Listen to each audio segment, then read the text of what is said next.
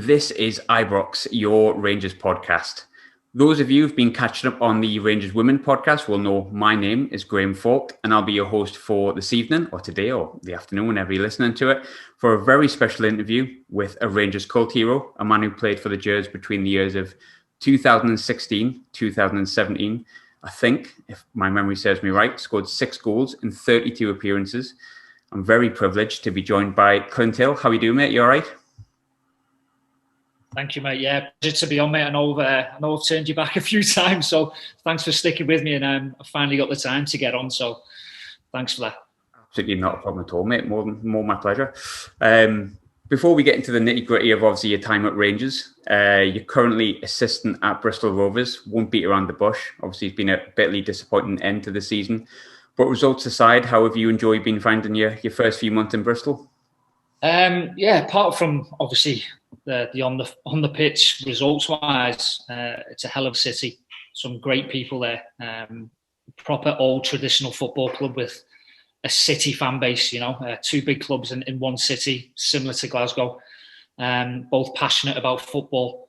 So that's the one thing that attracted us to the club. We wanted to play for a club that travels with an army. So they'll get 12,500 if we do well next season. They'll travel with 3,000 to 4,000 as well, and that's something that we haven't had the privilege of before. So, bitterly disappointed with the way it's gone, but now we get our chance to stamp our authority, our players, and the way we do things. So, really looking forward to next season now. And I imagine it's quite difficult to, especially with a character like Joey Barton, sort of spearheading it. I imagine it's quite difficult to get things going when you've got no fans in there, because he thrives off that kind of stuff, doesn't he? So you'll be looking forward to that next season as well. Yeah, listen, I think with the COVID, I think one thing's for sure, football just ain't the same. It's just not the same without the fans, one way or another. I know a lot of players will probably play better without certain crowds in, but me for sure, there's nothing better than a full stadium. With fans behind you, pushing you on when you need to. And it's something that I've missed, and I'm sure a hell of a lot of players have as well. So please bring them back next season. Yeah, fingers crossed. You've been with Joey, obviously, for a fair few years now. You're from exactly the same area of Merseyside. You're sort of 4 years apart in age difference. You played with each other at QPR for a short time at Rangers as well, and now in management at Fleetwood and also at Bristol Rovers. Joey as the player has probably got a certain type of characteristic that people connect to, but Joey Barton, the manager, probably slightly different, but you also know works with him sort of daily. What is the differences between Joey the manager and Joey the player? Very driven person. As a footballer, he's one of those players that you definitely want to go into war with. He'd have you back. He's 100%er. And he drives the standards on a daily basis, and he's not shy with making sure everyone else is up to those standards as well. And I think we probably know it's got him in a little bit of trouble here and there, but he's always 100%, and he'll stand true to his values, and he'll tell you the truth. Now, some people like it, some people don't. As a manager, I think over the last 2.5, 3 years, the progress he's made, especially from that time out where we got the sack from Fleetwood to where we are now, I see a massive, massive change in him in terms of the way he handles the press, the way he engages with people, and the way he handles the players on a daily basis has been a big, big improvement from when we first started, from players to coaches. So, I'm just gutted that we couldn't kind of put our stamp on it this season. We came in late. Obviously, as footballers and coaches, you have this little bit of an ego where you think you could save the world. Yeah, cool. So we went in and we thought, we can do this. Unfortunately, a lot of injuries kind of stopped us putting our best 11 out, and we just weren't good enough at the end of the day. So really looking forward to next season now, where we can recruit well, get our players in, get them fit, and get them raring to go. So we will roll it all the way back, which wasn't that long ago, to your time at Rangers, which I suppose is what the people are tuning in for. But the date exactly, 17th of June 2016, because I have a memory like that, and promised I didn't Google that.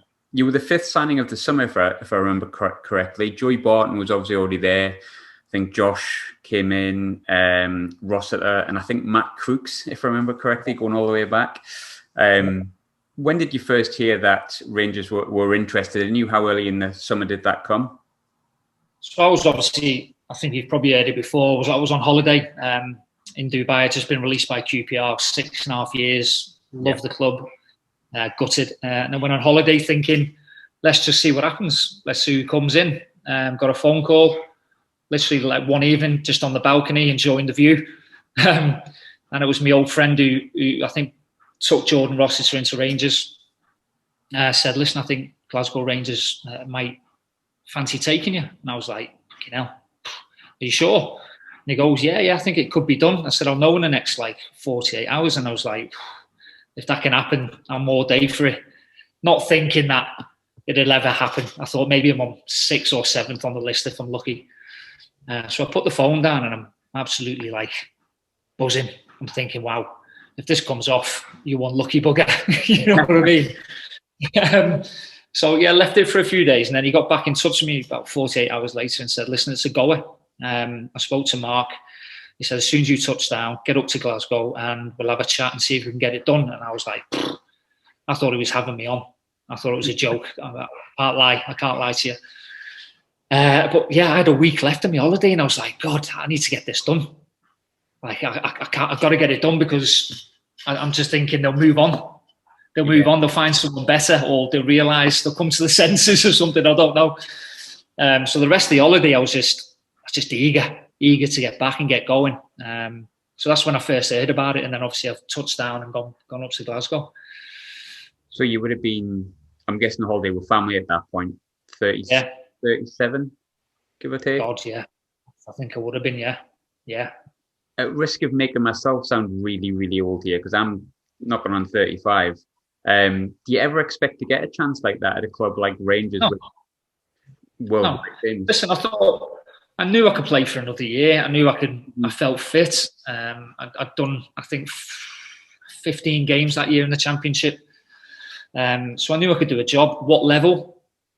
I didn't know who'd take me at that age. If I'm being honest, it might be a League One. It might be a League Two. I really don't know. Because once you get to a certain age, people look at you a little bit differently.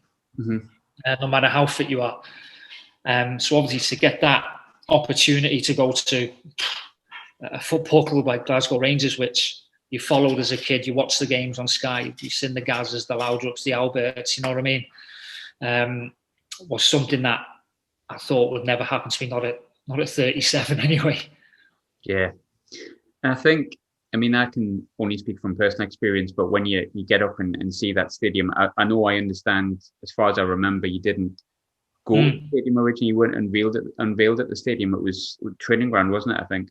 Yeah, I think I went through the back door, mate. Yeah, through the back door, I think. I've seen everyone else. I've seen everyone getting unveiled at Glasgow, you know, at Ibrox and going around the trophy room and everything, and I just got shoved through the back door somewhere, so... No, but I went up, I landed. I think, to be fair, I think the first time I touched down, it was like a scene out of a frigging Hollywood film. I walked through the arrivals doors and it was like paparazzi everywhere. There was Sky with big microphones in my face, and I'm going, what's happening here? I thought, like, is someone famous come and help behind me? Freaking ridiculous it was. Ridiculous. Right. You said you felt like a film star, didn't you, when you kind of first... Yeah, I thought like George Clooney or something behind me, or, you know, I thought, but this can't be for me, this, you know what I mean? Freaking Clint Hill, 37. Can't be for me, this. That was eye-opener. Is that when you realised, though, like the magnitude of the club that you're potentially signing for? I think if you speak to a lot of players, you know it's a big club. You know it's a big club. You don't. If you know what I mean. You see the big stadium, you see the history, you know it's a big football club, but you don't know how big it is until you actually pull the shirt on and start living it. And once you start living the life of a Rangers player, then you know how big it is, and all the pressures and the responsibilities that come with that. I think I went to school with Martin Waghorn, who obviously you played with. We're talking years ago now, far too long ago. But I caught up with him a few years ago, and I think I asked him, you know, we both came from South Shields, we both moved to Glasgow, we both kind of understand what Rangers and Glasgow and what a football city it is. And, you know, how long did it take you to sort of settle down into it? And he kind of basically said months. He's like, you just don't understand, like, especially when it comes on with like an old firm, it's spoken about a month in advance. Like, I've worked in call centers, and it's a conversation that's had a month before the actual game, when you might have like 8 games in a month. But how long does it take you to settle into I want to say the size of Glasgow Rangers, but everyone knows the size of it. How long does it take you to settle into that bubble? Yeah, I'd say the same. I'd say the same that as Waggy said, a couple of months for sure. Being honest, probably struggled with the expectation and the pressures of it to begin with, in terms of I put too much pressure on myself I don't know why. To be fair, because Mark said, listen, you won't be first choice. You'll come in, you'll be kind of back up to the first team lads, and just make sure you set a good example on and off the pitch, which I said, yeah, that's no problem at all. And then I played the first few games, didn't do great. The team wasn't clicking. And yeah, I did struggle, obviously, walking around Glasgow and where I lived in Milngavie. Obviously, it's not the same as England, you know. You can hide down here, you can't hide up there. No. People know who you are. People are constantly talking to you. Obviously, it's 50-50 who you meet. You might get an how are you? You might get a you get to. That's just the way. So it took a while, mate. It took a while, but I think I just had a realization one day and said, listen, you've got to enjoy this, because this can't. You know what I mean? This is not going to happen again. So you've got to enjoy. You've got to embrace the pressure. You've got to embrace the expectation, and more importantly, just do what you do. And if that's not good enough, then hey, that's fine, because you know you can look in the mirror and go, did you give it everything? Yes. So as soon as I came to that kind of judgment, I started kind of enjoying it a little bit more. Yeah, I think it's a big pressure. You know, when you first came in as well, you talked about Warburton saying, you know, you might be third or fourth choice. And as much as the media is massive up here, and those cameras and things like that, if I remember rightly, a lot of the media in the main sort of wrote you off due down to age. Was the sharpness of the comments, was that something you took much notice of, or because of your experience, did you kind of brush that off? You know what? At the beginning, I probably did. Mm-hmm. At the beginning, I don't think you can get away from it, because there's 2 massive football teams. They need to fill columns of pages, and football's probably one of the biggest topics there. So I don't think you can get away from it. A lot of coverage on TV. So yeah, I don't think you could hide from it. And it probably did affect me too a little bit, because we just come up. Where was I? I remember being in the West End. I think we're just having a meal before the first game against Hamilton, and straight away they're going 55. I've got to get 55 this season. That was like, that's the first experience I had. So I'm having a meal and people go, hey, 55 this season, and I'm going, been away for 8-9 years. Just come up from the first year in the Prem. Got a young team. It might need a bit of time. No. We've got to win the league. So that's the first kind of experience I had of that. And I was like, wow, some pressure here then. And that's just the way it is. That can't change, by the way. That can't change, because it's an institution, and without those standards, it's built on nothing. So that can never change, but it was an eye-opener for me. I think that's a big thing, isn't it, with Rangers, is standards. Because I remember, obviously, that time when we came up, and it did feel like that. It was like we need to challenge immediately, because the standards are set within the football club, and they'll continue to be set. And like you said, that they won't change and they can't change. But when you really look back at the team, that was a bunch of young lads that were probably like deers in the headlights, really, wasn't it? Of course. And listen, they were winning, so they've come through the kind of second and third tier and pissed it, really, didn't they? Yeah. They were too good a team. They were too good a team for their standard. But then to go up to the Prem is another standard and another level, and a different pressure, because you're playing some big boys in there. And obviously, I've always said, once you put that the Rangers jersey on, you're a target. and teams raise the standards by another 10-15%. So it's a big jump. It's a big jump to go from champ to being champions of the Prem in 1 year. And unfortunately, I've said before, the team wasn't quite ready to do that. Yeah.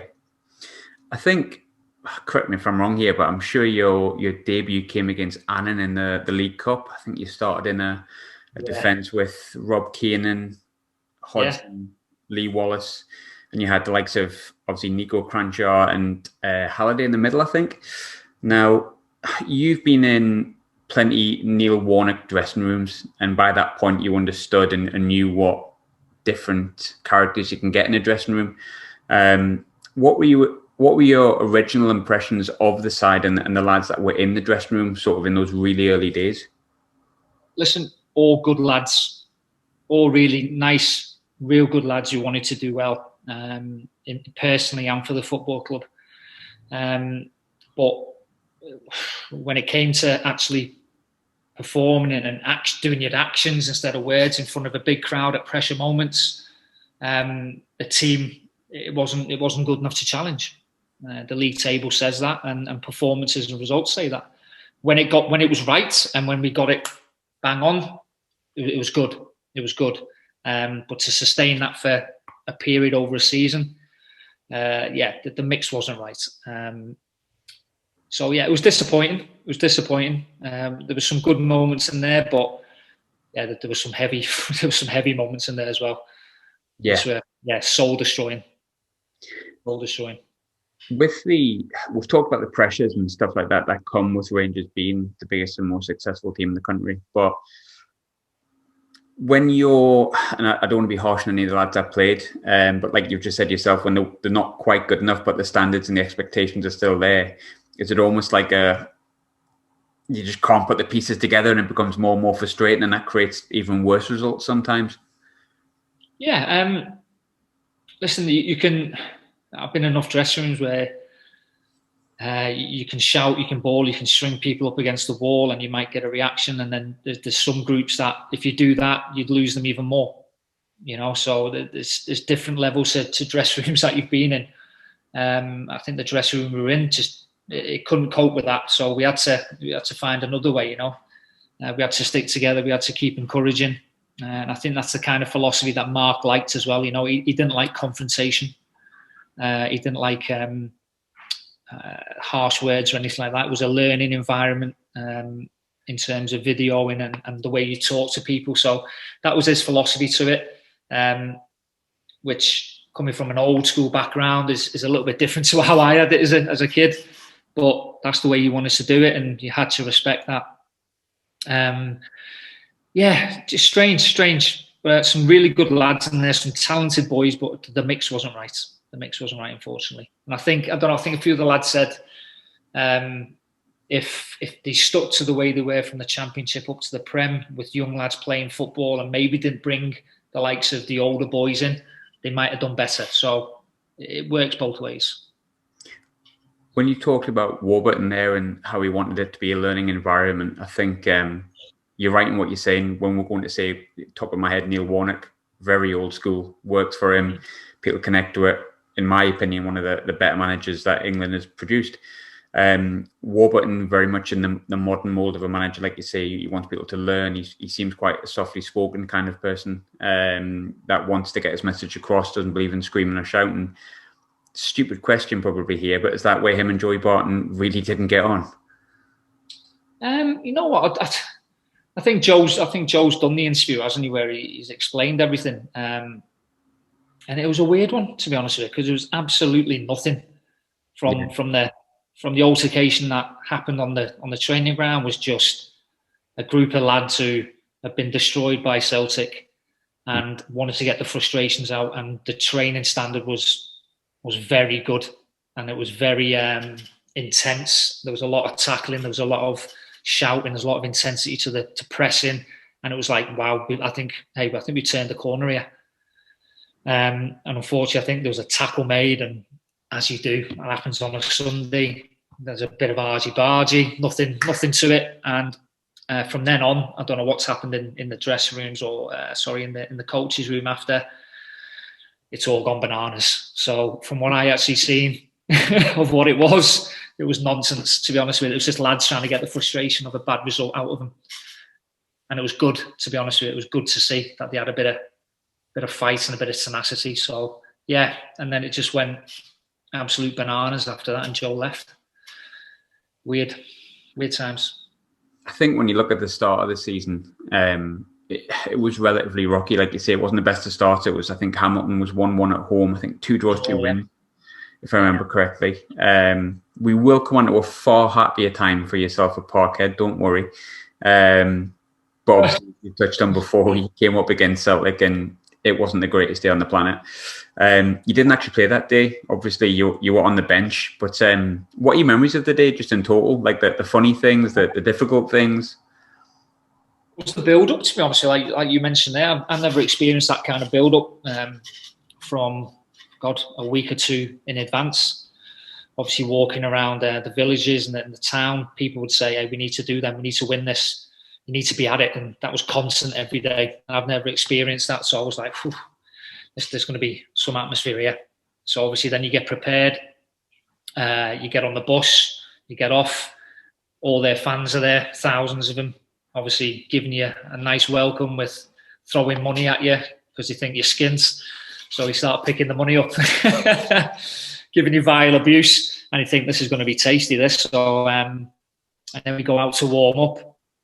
And the noise already, even warm-ups, the amount of people that are there was frightening. The noise when you came out, even like look now, I've still got the pictures of young kids there with their grandmas or granddads, and their faces are red, and they're like, because you've got the blue shirt on, they don't like you, they're not making you welcome. So all those little things stick in my mind, and just the atmosphere. Because obviously you've got all this here, and then in this corner you've got this big army of blue in the corner trying to cheer the lads on.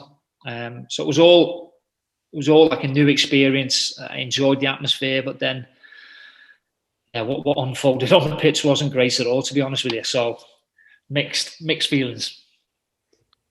With the game itself, obviously it didn't really work out, but you didn't get on the pitch that day. Is it more difficult being on the bench watching that kind of thing unfold than it is actually maybe even being on the pitch? Yeah, definitely. Actually, I think Big Phil got sent off, didn't he? Yeah, he did. Yeah. Okay. And I thought, well, I'll get on here.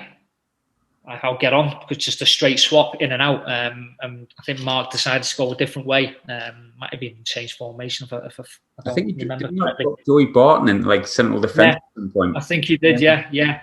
So I was busy warming up and down, trying to get fit, get warm, and then he decided to go a different way, and I just sat back down on my backside. You'd rather be on the pitch, definitely. It's hard watching. With the dressing room that you had at the time, we spoke about young players and things like that, but I mean, there was big personalities there. You know, we've talked about Joey, obviously, but Josh Windass, young lad, but big personality. Garner didn't have the greatest time at Rangers, but at the same time, big character. Tav was in there as well. Maybe not the character as advanced as he is now, but still there.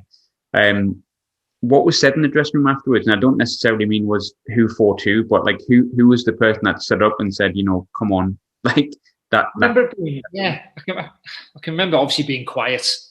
Mm-hmm. It was very quiet when I walked in, but then I think you had the likes of Kenny Miller, Waldo, I think, and they were saying, listen, that this ain't good enough. I think Joe might have said something as well, saying that's not good enough. That can't happen. That level of standard and performance was pathetic. That can't happen. And then, if I remember correctly, I think Mark said a little bit as well. But there's what can you say? Mm-hmm. What can you say? There's a time and a place to maybe say things, and when you've just been spanked by your neighbours and enemy, maybe less is better sometimes, and leave it until the Monday. But there was a few words said, nothing that would cause a reaction, but some home truths were said in a politish way. And then obviously we came in on that Monday, and to me, the training went up, the level of intensity went up. There's a little bit of devilment in everybody, which is what you need. Because if you train hard through the week, then the games become easier. But then obviously all that went off with Joe, so it just kind of went away after that. With moments like that, I think it's often said there's people who are like Rangers men, Rangers people that understand Rangers Football Club. And I think Kenny Miller is probably the prime example of that squad. Like you mentioned before, Lee Wallace. Is that when characters like that come to the fore, the likes of Kenny Miller, Rangers men who understand what that defeat would have meant to people?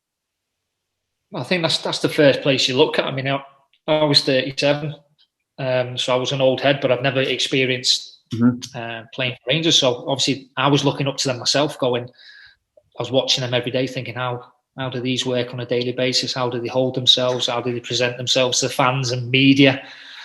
So they're the people that I looked up to when I was 37. So you like to think the younger lads were looking that way as well. But they were good lads, and they had the club at heart, them too. And you can tell it hurt them a hell of a lot after that game. You mentioned Tav there before. Tav got an awful lot of stick at times and has been through a difficult time. And I mean, I personally am a real big fan of Tav, and I think a lot of other fans are as well. But when you think back to games like that and times like that, when he probably did get a lot of stick and he's been criticised in a lot of different corners and ridiculed by opposition fans and stuff like that, how does it make you feel now to see someone who is like one of the best right backs in the whole of the UK, let alone Scotland, and he's captaining the side to like 55th trophies and hopefully 56th? How proud does that make you feel when you see what he's up to now? Listen, he's been through the journey, really, hasn't he? He's done a hell of a lot of years there. Been through some hard times. So to see somebody last that long at Rangers is an achievement, because it's such a pressured environment and the standards are very high. So to survive that long in the first place is credit, and not just that, to actually improve year on year, and to get better is you tip your hat. That's the tip of the hat as well. As a captain, I'd be honest, I'd never seen that. I didn't think he was a standout captain in the dressing room in the way he talked or anything. But again, it must have been a masterstroke. He's given the armband and he's absolutely shone, and he's been brilliant. He's been a great leader for them. And it was a proud moment for him and his family to lift that trophy. You could see how much it meant to him, I think. Yeah. And some of the videos that were online, I think that's a lot of outpouring coming from all the grief he's had, all the hard times. And I think it was worth it, because I've lifted that trophy. So fair play to him. Admire him a hell of a lot for achieving what he's done at that club. And hey, he's a legend there now. So fair play. Tremendous stuff. Talking of important players, I think we were discussing sort of in our WhatsApp group chat before about players around that era that, really meant something, really kind of got Rangers at that time. And Lee Wallace is probably the really obvious name to pull out. I think he was massive for us around the early, like 5 years beforehand as well, to be honest, and getting us back to where we wanted to be. How important was he to Rangers' squad and dressing room at the time you were there? Like I said, he was the ones that you kind of looked up to. So he'd been there a few years. He's come through that kind of journey with Kenny as well, and they were the people you looked at on a daily basis to see what it was to be a Rangers player and how they presented themselves. So, and they'd done it really well. Lee was one of the main figures in the dressing room in terms of talking and communicating with the lads. He was well respected by everyone. And he held a real good high position in the dressing room. And he was a good player. He was a good player, Lee. And it was just sad the way the way they left. Really, to be honest with you, it just kind of came out of nowhere, didn't it? And I don't think there was any kind of bad words in there. I just think they wanted the standards to be better. That's all they ever wanted was the best for Rangers. And unfortunately, it just ended in the wrong way for them. But they'll be remembered in the right way, I'm sure, by a lot of fans. I know his time at Rangers wasn't perfect, but I've heard some really good tales about Joe Garner. What kind of a character is Joe Garner? Because he seemed to be a person that maybe where it didn't 100% work out, he embraced the challenge, didn't he? He did. Joe's I've had a few beers with Joe, so we've had a good few nights out. One hell of a character. Again, just 100%.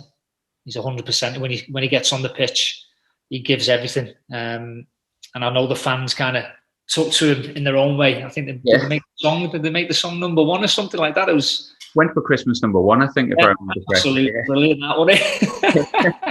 The power of Rangers fans, that isn't it? But he was a proper character in around the dressing room, just a proper normal bloke who played footy hard. He played footy hard, and he loved a pint after it, loved the social, and he's someone I really enjoyed getting to know during that year. He scored some good goals as well, Joe. He scored some goals, and he put some bodies on the ground as well, I think, with some naughty tackles. So he was full of entertainment, the boy. With the shortly after that Celtic game, we'll talk about these characters that you've got in the team, and yeah, some of them worked really well. Tav's totally turned around his career at Rangers, but there's some players that that didn't manage to do that, and like you say, it wasn't because they were bad people. It was just a case of the standard wasn't quite there as quick as we probably as fans wanted it to be. Because it was such a good set of lads that meant well and wanted to do the best, did that make it even more frustrating that you basically weren't fully able to compete with rivals? Yeah, listen, I think if you put a lot of these players in the team now, they'd probably shine. Yeah. You know what I mean? So yeah, the mix wasn't right, because I'm a big believer if you play with better players, then you're going to look better and you're going to improve as a person. Like Tav has, he's kicked right on because he's got unbelievable players around him as well, pushing him on. So the mix just wasn't right. I think that's just playing. You can't beat around the bush. It just wasn't good enough. I think, was it third? Third, yeah. Third, kind of. And I just think the management appointment as well. I think Warb's going the way he went. And then the manager who came in after that, it just wasn't right. It just wasn't right. It was just built to be an average season, unfortunately. We probably haven't mentioned him enough with Mark Warburton. I don't think, not in my eyes, he's not someone who's disliked at all. Obviously, he got us back to where we needed to be, and he tried to do it the best possible style. He's maybe a bit different to some managers we've had at the club. But this is not so much my question. This comes from Tommy, also part of the podcast. But do you think Mark Warburton was maybe the right man, but at the wrong time? I don't know. I think what we've got to remember, and it's horrible to say, that Celtic made a hell of an appointment with Brendan Rodgers. He's a very good manager, no matter what we think. He was a very good manager, and they created a very good team. As hard as that is to say, they were a frigging good team, and they recruited well. The important thing you said there was were a very good team, so I'll let you away with that one. Yes, it's hard to say, but I'm trying to put a bit of perspective on this. So they were a very good team, and sadly we weren't. We were okay. When it was right, we could probably handle it, but unfortunately that wasn't enough during the course of the season. Listen, Mark done a good job. He got the club up. He got the promotion, and who knows, if he had heavy investment like Stephen has, then who knows where that would have gone. We don't know, do we? We don't know. That's just football. But he done a good job. I don't quite know the circumstances in terms of how he left. I don't think anybody really knows that at the minute. Unfortunately, he decided to go, and the club went in a different way. But he did try his best, Mark, and no matter what we say about him, he's got a clear way of seeing the game and how he wants his team to play, which is a hell of a lot of credit to that, because a lot of managers and coaches don't have that. So at least he has that clear vision of where he wants his team to play. Talked about times when it clicked, and there was definitely times, like you say, that sometimes happens when you're trying to mould a team to play consistently well like Rangers do now. But the game that sticks out in my mind, and I know it didn't end very well for yourself, but Aberdeen at home was a very good performance. Atmosphere was great that day, obviously 1-1. What are your memories of that one? Yeah, that was unbelievable atmosphere. That's when I seen Ibrox at its former glory, I think, you know what I mean, in terms of, we were 1-0 up, and then out the corner of my eye, just seen right through the top tiers around the stadium, just doing the bouncy. And I was like, what's going on? What's happening? they're all losing their minds here. When they say they've that. all lost the plot. Yeah, they've all lost the plot here. They're all jumping up and looking like they've gone mental. And I was like, this is a proper club, this proper stadium, proper fans. And that's the first time I really seen everyone together at Ibrox kind of celebrating that a proper performance. I think I got sent off that game, didn't I? I think I lost me. Well, I think one of our players got tackled. I ended up, I think it might have even been Madison. I think, who's the Leicester kid, yeah. It might have been him.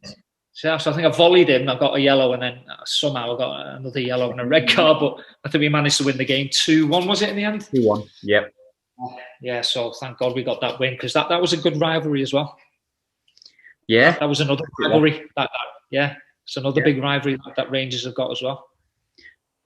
Do you know, when you're kind of walking into Ibrox, and even during difficult times, like, how much of a privilege does it feel to play at such a historic stadium and such a historic club, even when times are not going that well? Always. I mean, you drive into the stadium, obviously, you leave your car, you walk through the tunnel, you walk into the main reception. It's all marble, it's all old wood. You got the Hall of Famers up there at the top of the steps that you walk past to go and get your pre-match. You might bump into a few legends along the corridor. I can remember going into the change rooms. You walk through the medical, and there's a little room at the back where they have a coffee. I'd go in there every day. John Gregg would be in there. Walter Smith would be in there on occasions. You know what I mean? Like Goffey would be in there. You'd be like Bomber would be in there, and you're like, freaking hell, proper people, proper legends, and you'd be sipping, having a coffee with them, talking about Rangers now, how things were and how they should be, and you're like, freaking hell, like just soaking it all in. Loved it. Loved the chats. Loved the coffees. Loved walking up the stairs. Just proper football club and proper football people. Biggest legend of them all, though, Jimmy Bell. Yeah, Luke. Yeah. Some good pictures of him over the weekend, wasn't it? Brilliant. With the trophy. Fantastic. Done so many jobs there, hasn't he? Done so many different jobs. Coach driving, kitman. Oh, just brilliant. Absolutely. He lets you know. You touched on the celebrations there at the weekend just gone, and obviously seeing Jimmy Bell and Alfie and stuff like that celebrating together. Even though you're not sort of involved directly, you're someone who's obviously been on that journey with Rangers. You've been part of it. You've seen where it came from. Seeing those celebrations on telly and things like that, how does it feel for you as someone who was part of that journey coming back to see where the club is now? I think you're delighted for the people that are there that you know what I mean? Because there's so many people in the background that a lot of people don't see, and the good work that they do, and like the physios, like the masseurs, the ladies behind the canteens, and just proper people who've been there years and have experienced the glory times and have gone through pain, and they're desperate for it back again. So it's all those little emotions that come back to you.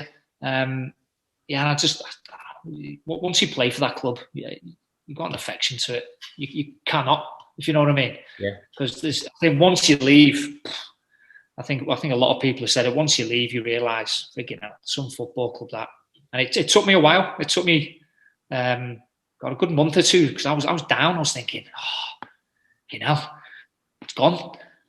I've left. I mean, I'm not going to experience that again. Freaking hell, what I'm going to do for myself here. It does. It does get you. When you see like the likes of Jermaine Defoe, who's gone to like World Cups, played for Spurs, played in Champions League, done everything he could possibly do. Jermaine Defoe has scored in big derby games. Obviously, some in Newcastle, scored for Spurs, Portsmouth, done so much, and yet you see him at 38 years old, kind of struggling to take in like what he's done and what he's seeing. Even when there's no fans there, when you're watching people like Jermaine Defoe on telly, are you going, yeah, I completely understand exactly where you're coming from with everything you're saying about not quite clicking on how enormous this club is. I think all the interviews that have come out, I think even the manager, Gerrard, has said, this is a proper institution. I've been at Liverpool, I've been at a big football club. I know what big means, but this seems a little bit different here. And even he's kind of grasping how big the football club is and the expectation. And I mean, I've travelled all around the world, and you always find the Rangers supporters club everywhere. Oh yeah, everywhere. I was in Hong Kong a few years ago. Bang, having a beer, having a few pints with Rangers fans. Dubai, bang, it's just everywhere. Massive football club.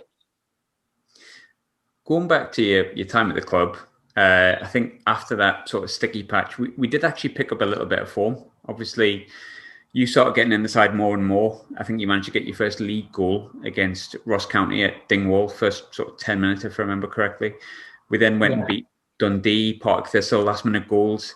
I've always wondered what it would be like to be part of a side when you've scored in like the 92nd minute as a winner at Ibrox, which would have been Dundee, I think was with Dundee. It might have been Harry. Was that Harry? Was it Harry Forrester? Yeah, it was Harry Forrester. Yeah, 92nd or 94th minute or something like that. I can hear Ibrox when it goes up and we score. It's been a while, but obviously I can hear that. As a player on the pitch, when you score that late, like describe to me Ibrox as a player when that happens. Listen, so obviously you play for Rangers. A lot of teams that come to Ibrox are going to be low block, compact, sitting in around the 18-yard box, looking for a counter-attack, win 1-0. So we encountered that a lot of times. And sometimes we were lucky enough to get a goal early, which opened games up. We would go on, win comfortably. Some you'd be into the 91st minute thinking, God, how the hell are we going to get a goal here? We've missed a few chances. They've been resolute. They've won headers. And you're just thinking, is it going to be our night here or is it a draw? And then bang, a goal goes in from nowhere and just a relief. Because you know a draw at home is going to be frowned upon and you're going to be walking off with a few boos. That's just the way Rangers are. Even if you go away to, I don't know, say Aberdeen and you get a draw, it's not good enough. It's not good enough. We need to win. That's just the reality. So it's more of a relief that you've won at home and you're going to be cheered off the park because you've won rather than getting booed off because you drew. Talking about good moments, obviously you know this was going to come. Had to be discussed. Tough season by Rangers standards, but one of the brightest sparks was obviously a late equaliser at that place. Talk me through just the entire moment, like the minute you see Tav past Emerson Heineman as it was, and then that chance. Just talk me through it. I remember it was a free kick late into the game. Tav took it. Wasn't the best free kicks. I think it went to the first man, got cleared. I think Tav got it again. Nice little dribble. And then he slips a nice ball through to Emerson. And I just remember he's going to shoot across goal here. He's just going to, I've just got to just make sure I get around that back post for anything. If he shanks it or if the keeper does save it, I might get it.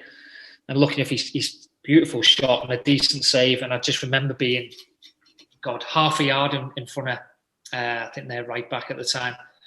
Which for me, being in front of anyone half a yard was a massive achievement. So just to be there and just think, oh my God, right, you don't miss this. I mean, you got split seconds to think about it, but you're thinking, just get a solid freaking connection on this lad. It'll go in. I think if you look at it slowly, it's actually hit my shin. Yeah. I'm just thinking, I've got to get a big part of my body on this. I don't care what it is. And I think it's hit my shin and it's just flew into the bottom corner, and then just the one thing I remember, just the big noise from this right side of me just went off. It just went off, and obviously this end went quiet, and it was just bang. It was like a big, massive rave in this side of the stadium. I can just remember being trapped in the net, and I think Kenny's come over. Yeah. And I just started looking at their fans because. You know what I mean? They freaking hate us, don't they? And I thought, same. Feelings mutual, lads. The feeling's mutual. So I just remember thinking, right, I might not get the chance here where I see their faces with a little bit of hatred and a little bit of sadness in them. So I made sure I looked at every one of them. Gonna say, and then obviously, you don't actually go nuts. Like my next question going to be like, you didn't actually go nuts. You just stare like for a good 30 seconds. Yeah, I just tried to take it all in. Obviously you got that ball girl there who was shouting loads to me, but I couldn't hear what she was saying. So I was just like, can't believe just what's happened to me here. Can't believe what's happened. And then obviously I think I come out the net and I managed to have a few seconds celebrating with the fans.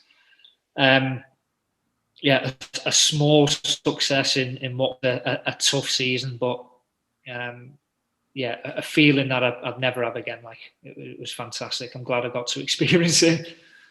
I really do. Did you notice what the ball girl had said to you during the game, or was it afterwards on the highlights that you'd noticed she was shouting at you, or could you hear it a bit? No, you can't hear anything because you've got 7,000-8,000 in the corner there going absolutely nuts, so you can't hear anything, and that's for the whole game, by the way. Yeah, you can't hear yourself speak on the pitch. You can't communicate to people in the way you do as in a normal game because the noise is so intense. The pace is so quick. You're trying to catch your breath. You're trying to concentrate. And I remember speaking to Jimmy Bell. I think it might have just been before the first game. I said, "What's it like, Jim? What's the Old Firm like here? Like, what have I got to expect?" He says, "It's a game like you'll never, ever, ever experience in your life." I said, "Friggin' hell, go on then." He said, I remember him saying to me, he said, "A lot of players, unbelievable footballers at this football club, have found it very hard to perform in an Old Firm game." I said, "Some of them have risen, but a lot of them just because of the pressure and the intensity of playing in those games." And I was like, freaking hell. That half made me feel a little bit better, if I'm going to be honest with you, in a weird way. That all like these legends of Rangers had a difficult moment in an Old Firm game. And I was like, you know, I feel okay. All right. I can maybe cope with this. Totally different football game to anything I've experienced. You've played in big games, playoff final, Derby, QPR, if I remember correctly. Obviously, it didn't work out for you on the day, but the Aguero day, Man City, QPR, you're part of that as well. Does any game come close to an Old Firm derby? In terms of like just the build up and the pressures and the noise, it's up there. It's right up there. I mean, Wembley's special for me because obviously I'm an English boy. I've had dreams of walking up the steps. I got sent off when I was 21 in the League Cup final. So I didn't get that experience to walk up the steps at Wembley. So that hurt me and scarred me for a long time. So to walk up as captain for my team and lift the trophy for promotion was special. That can never be beaten.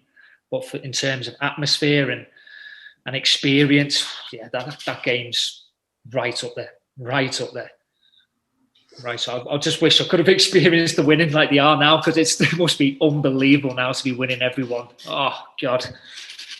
Must be fantastic. Like, the weeks after that, did you get, like, you were talking before about the way people would speak to you, and it'd be 50-50. You'd get either Rangers encouragement or you'd get those lot doing something. Did you get shit after it, after you'd scored a few weeks later? Yeah, probably got a little bit more. Like, I can remember being on a few nights out. I didn't go out much because I just knew, just stay away. Bad idea. You don't need it, lad. You don't need it.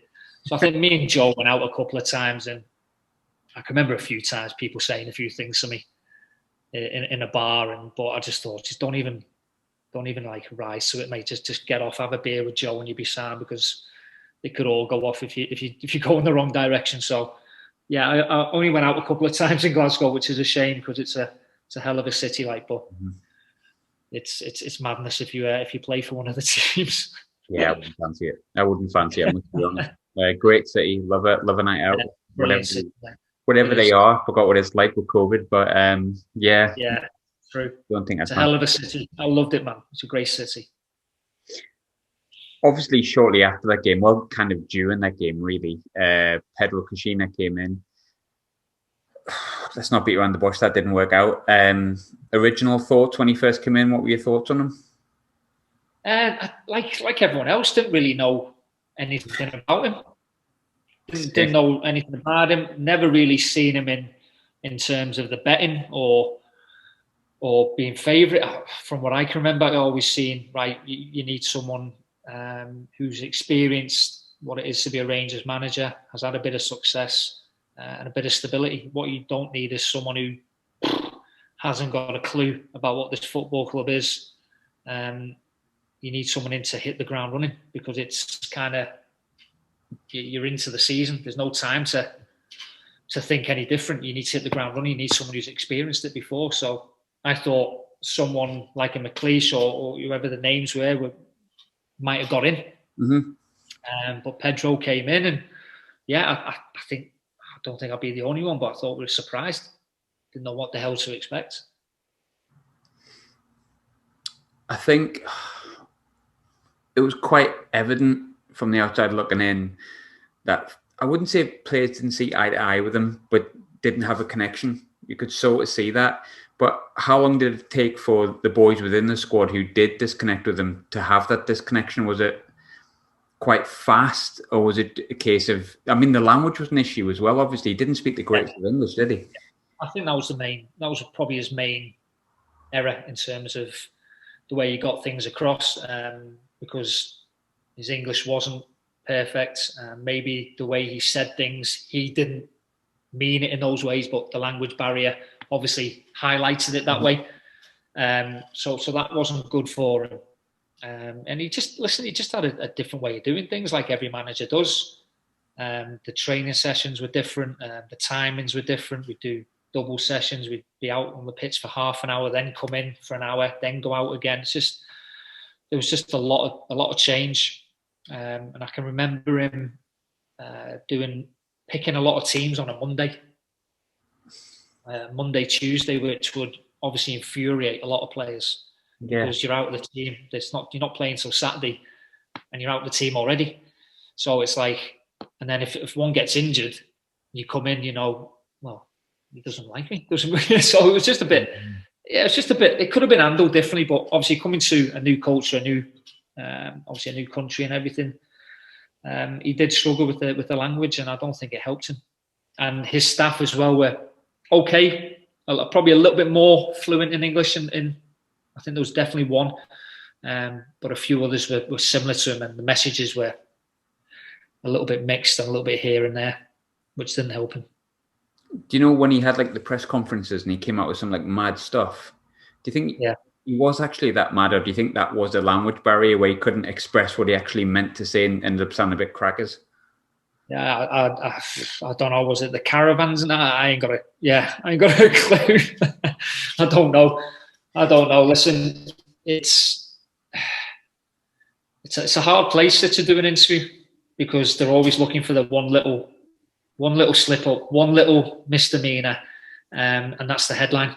So you've got to be. It's one thing I found. You've got to be bang on it. You've got to be. It's like preparing for a game, because if you go in an interview with the press and they get you, catch you off guard for 1 second, then you slipped up, and that's the headline. No matter what you said after it, that is the headline, and that's what they'll run with. Yeah. Of course, as the journalist I am, that's not me at all. I'm far from like that. Of course not, yeah. I think I remember correctly. I think your last game was Hearts. Yeah. Now, just before that, there was a conversation, if I remember correctly, where I heard this from somewhere, and you can correct me if I'm wrong with this. But I think he basically came to you, and said he wasn't going to renew your contract, because essentially, in his own way, he didn't rate the footballer that you were. Is that correct? I think I said that might have been a little bit of a language barrier as well. But yeah, we had a chat man to man, which was, hey, listen, fantastic. That's the way you want to be dealt with as a player. And he said, listen, next season, you won't be for me. I'm going to be bringing my own players in. I don't think you can play the way I want to play. And I said, well, listen, I disagree with you. I don't agree with what you're saying. But I respect you for saying it to my face, and thank you. And listen, I'll do my best for you. No problem till the end of the season. And then I think I played that Hearts game. Yeah. I think we won 2-0. I think we won 2-0. I think I got man of the match. Yeah. My first ever one. So I was absolutely buzzing. I've just been told I've been released by Rangers, and then the next day you're at there again because you got a clean sheet. You beat Hearts 2-0, and you got man of the match. Friggin' hell, football, mate. And I think I said to the press then, I said that's me. I'll be leaving at the end of the season. So it was out there. But I've been carrying a calf issue for a couple of weeks before that, and it went again in the Hearts game. So that stopped me playing the next friggin' 2 games, which I think was Aberdeen at home and St Johnstone away. So that was my last game as a Rangers player. So yeah, would have been nice to play the Aberdeen game at home. Say goodbye, people. Yeah. Yeah, it would have been. But hey, that's the way it is. To be fair, I was lucky enough to, God knows how, I managed to go back to that Legends game. I don't know how I got in that, but against Liverpool, and that was nice to go back and go around again and give the fans a clapping away for the appreciation. So at least I got to do that way, which was nice. Sort of final question, and it's probably a very short question that can be answered in a very, very long way, so feel free. But in a way, you'd be very proud and very happy that you performed for Rangers despite the fact you're sort of 37. But is there a little bit of you that is a bit gutted you didn't get the chance to go there earlier and also for a little bit longer? Of course, I could. The lads now must be walking on fresh air now. Yeah. Must be like gods. That's how mad it is. If you do well for that football club and you win trophies and you perform to a high standard, at the end of the season you're winning doubles, trebles, whatever, you're like a freaking god. That's how mad it is. That's how precious. That's what it is. That's how precious the game is to Rangers fans, that club. So I can always just think back on this place must have been fucking fantastic. You know, when they're winning the nines and winning the trebles and the doubles, man, them players must have been like, on a different level. And yeah, hopefully those days are on the way back because the fans definitely deserve that. The football club deserve it. So very, very pleased to see them back where they belong. Perfect. Clint, that was awesome. Thanks very much.